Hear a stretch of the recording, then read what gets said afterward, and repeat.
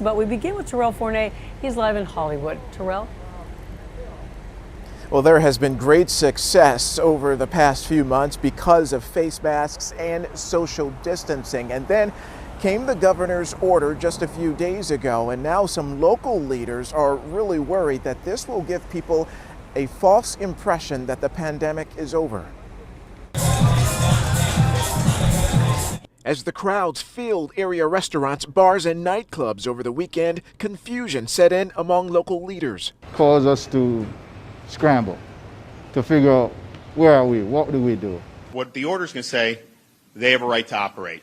Friday's executive order erased most COVID-19 closures and capacity restrictions on businesses in the state, and it suspended any penalties for face mask violators. And by the sites around town, people are taking full advantage. It frightens me. It really frightens me. But leaders in Miami-Dade are adamant restrictions still remain under a county tactic called home rule rights. While he is respecting the governor's words, he's also made it clear that the restaurants and the bars and so forth still have to meet certain guidelines.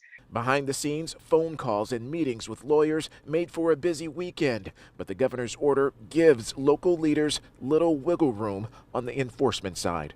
What we're trying to clarify is in terms of fines. It seems as if we can make the fine, but we can't collect the money.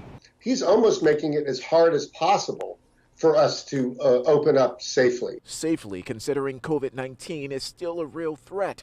The positivity rate is down. I'm hoping that it doesn't spike high, but with what I see over the weekend, I don't see how we avoid not having some sort of increase in the spread.